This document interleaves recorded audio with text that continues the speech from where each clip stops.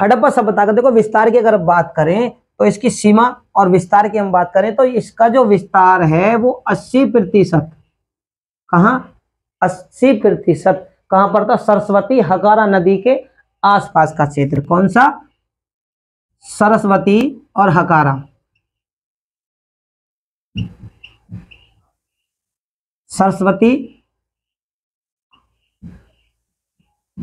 हकारा नदी के, ठीक है, हकारा नदी के आसपास का जो क्षेत्र था वो क्षेत्र यानी हड़प्पा सभ्यता का 80% जो विस्तार था यानी जो सीमा थी वो 80% सरस्वती और हकारा नदी घाटी के आसपास के क्षेत्र में फैली हुई थी। ठीक है, उसमें ये फैली हुई थी। इसके संस्कृति के अगर क्षेत्र की बात करें भाई, ये हड़प्पा सभ्यता जो है वो हमें कहां कहां पर मिलती है, कौन कौन से क्षेत्रों में मिलती है? तो पंजाब, सिंध, बलूचिस्तान, गुजरात, लिख लेना कौन कौन से संस्कृति क्षेत्र।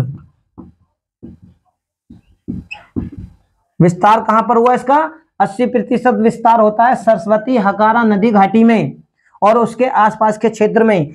अब देखो हड़प्पा संस्कृति यानी हड़प्पा सभ्यता यानी सिंधु संस्कृति, हमें इसका जो क्षेत्र है सांस्कृतिक क्षेत्र यानी कौन कौन से क्षेत्रों में ये पाई गई थी, तो ये भी लिख देता हूं। तो देखो पंजाब, सिंध, बलूचिस्तान, ठीक है, बलू लिख देता हूं, बलूचिस्तान,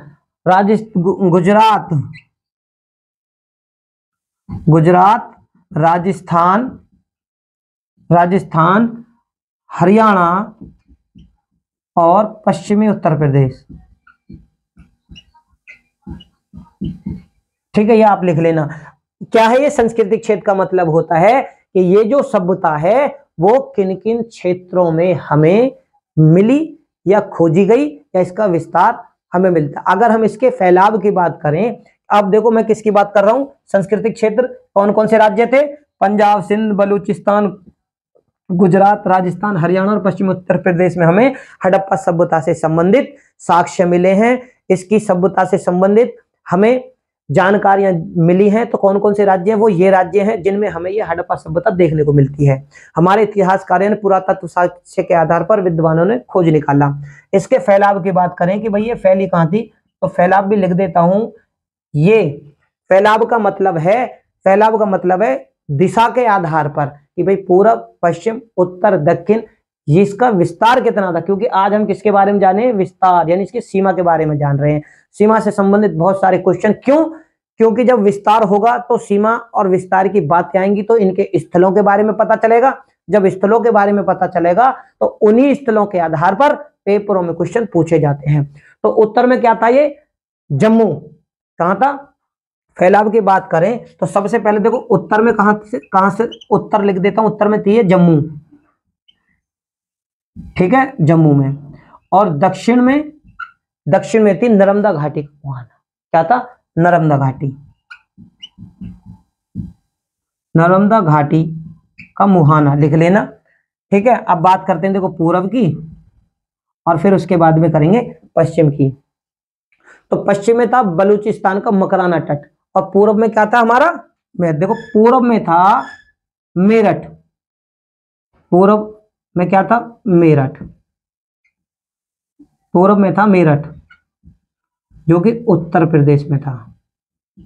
ठीक है, ये था इसका फैलाव। बात करें इसके पश्चिमी क्षेत्र की, भाई पश्चिम में कहां पर था, तो कहां था ये?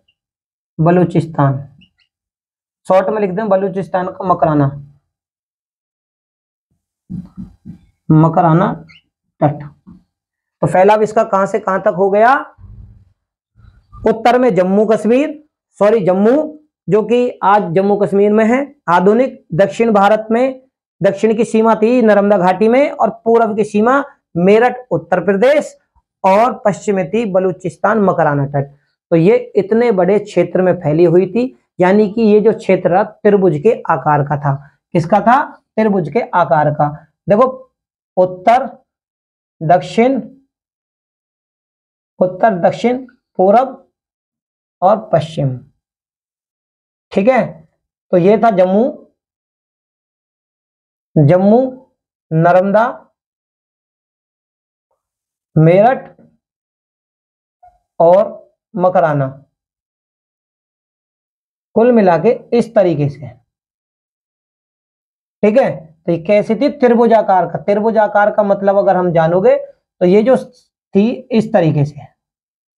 ठीक है, ये इसका उत्तर का क्षेत्र था, ये दक्षिण का, ये पश्चिम और ये पूर्व।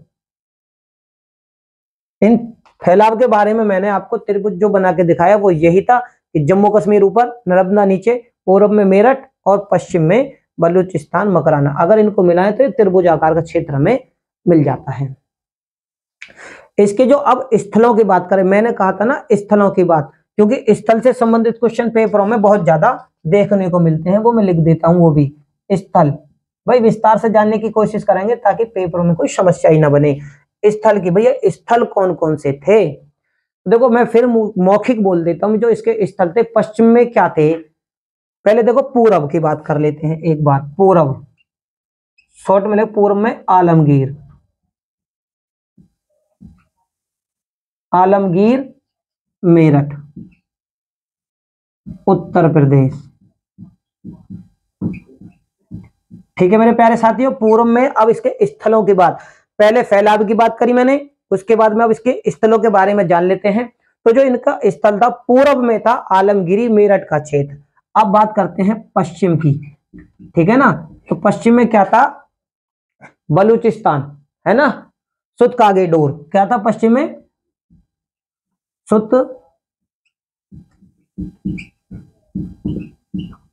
ठीक है ये लिख लेना स्थल की बात आए तो। ये कहां था? बलूचिस्तान,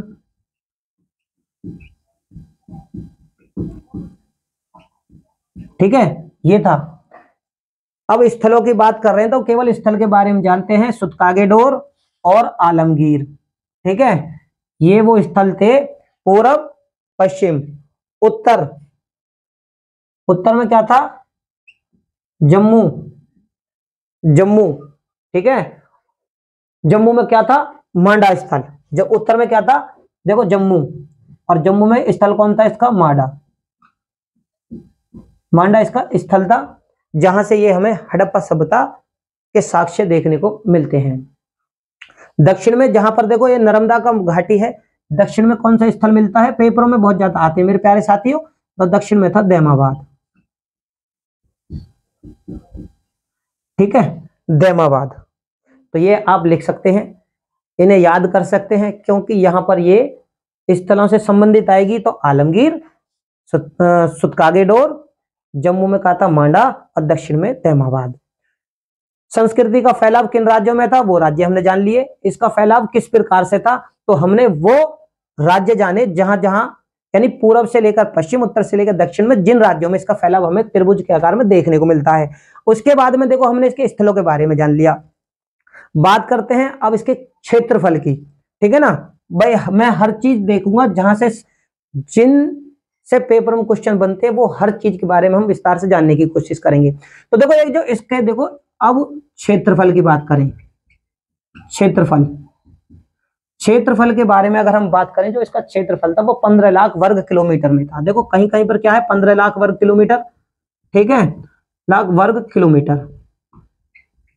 और कहीं कहीं पे जो हमें मिलता है वो 12,99,600 वर्ग किलोमीटर, यानी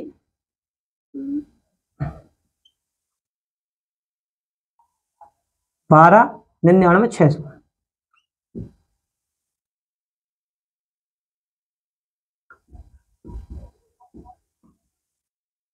ये दोनों ही क्षेत्रफल मैंने आपको लिख दिए हैं, इन्हें याद कर लेना, पेपरों में पूछे जा सकते हैं। ये जो क्षेत्र हैं, अगर हम इनकी बात करें, हड़प्पा सभ्यता के, हड़प्पा सभ्यता के बारे में बात कर रहा हूं मेरे प्यारे साथी। जो क्षेत्र है वो इतने बड़े हैं कि आज के पाकिस्तान को मिला लें, अगर मिस्र को मिला लें और मोसापोटामिया को भी मिला लेना, उनसे भी बहुत बड़ा इनका क्षेत्रफल था। विस्तार के ही आधार पर कुछ विद्वानों ने, किसके? विस्तार के ही आधार पर कुछ विद्वानों ने इनके बारे में कुछ अलग अलग धारणाएं दी हैं। उससे पहले फिर मैं एक बार ये बात कहूंगा मेरे प्यारे साथियों, चैनल मेरा नया है, इसे ज्यादा से ज्यादा लाइक करें, शेयर करें, वीडियो पर चैनल पर नए हो तो चैनल को सब्सक्राइब करें। क्षेत्रफल मैंने वो दोनों ही लिख दिए हैं, इनको आप एक बार पढ़ लेना, समझ लेना। देखो इसी क्षेत्रफल के आधार पर स्टुअर्ट पिगट ने, क्या नाम था, स्टुअर्ट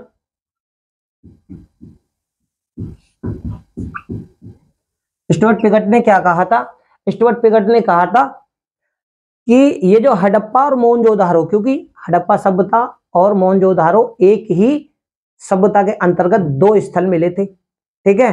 तो इन्होंने इतने बड़े विस्तार वाले, यानी ये जो है फैलाव वाले, ये हड़प्पा सभ्यता बहुत ज्यादा फैली हुई थी, इसी के आधार पर, फैलाव के यानी क्षेत्रफल के आधार पर ही स्टुअर्ट पिगट ने क्या कहा था कि ये इतने बड़े साम्राज्य की दो जुड़वा राजधानियां हैं।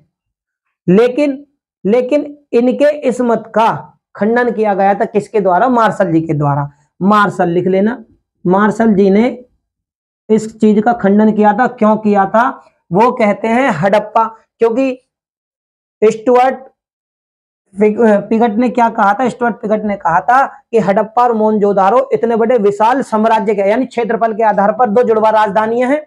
लेकिन इसका मार्शल जी ने इस मत का खंडन किया। वो इसलिए खंडन किया क्योंकि ये कह रहे हैं कि हड़प्पा और मोहनजोदारो में जो है वो 483 किलोमीटर की दूरी है। ये कहते हैं ऐसा हो ही नहीं सकता, ये दो जुड़वा राजधानी नहीं हो सकती। क्यों नहीं हो सकती, क्योंकि 483 किलोमीटर इनके बीच की दूरी है और विशाल क्षेत्रफल के ही आधार पर स्टुअर्ट पिगट ने इसे जुड़वा राजधानी का नाम दिया। इन्हीं के बीच में एक विद्वान और है, रंगनाथ राव। क्या नाम है उनका, रंगनाथ राव। ये क्या कहते हैं, जो हड़प्पा सभ्यता की जो विस्तार की समय सीमा यानी विस्तार जो निर्धारित करते हैं, वो ये कहते हैं कि देखो पूर्व से पश्चिम ये 1600 किलोमीटर और उत्तर से दक्षिण ये 11 किलोमीटर में थी। क्या से इनके अनुसार क्या था, देखो पूर्व से पश्चिम जो है इसका विस्तार 1600 किलोमीटर में है, वो कहते हैं किलोमीटर में है, और उत्तर से दक्षिण में इसका विस्तार कितना है, 1100 किलोमीटर। ये कहते हैं रंगनाथ राव। ये जो हड़प्पा सभ्यता है वो पूर्व से पश्चिम 1600 किलोमीटर में फैली हुई है, उत्तर से दक्षिण 1100 किलोमीटर में फैली हुई है। इसी प्रकार फेयर सर्विस एक संस्था और है, वो कहती है कि इसका जो विस्तार हुआ था हड़प्पा सभ्यता का, वो गेहूं जहां पर उपजाते हैं, गेहूं जहां पर उपजाते हैं उसी क्षेत्र में केवल हड़प्पा सभ्यता का विस्तार हुआ था। तो मेरे प्यारे साथियों, चैनल मेरा नया है, अगर मेरी वीडियो आपको अच्छी लगे तो इसे ज्यादा से ज्यादा लाइक करें, शेयर करें, चैनल पर नए हो तो चैनल को सब्सक्राइब करें। तो मेरे प्यारे साथियों, आज हमने हड़प्पा सभ्यता की उत्पत्ति, विस्तार और इनके काल यानी समय के बारे में जाना।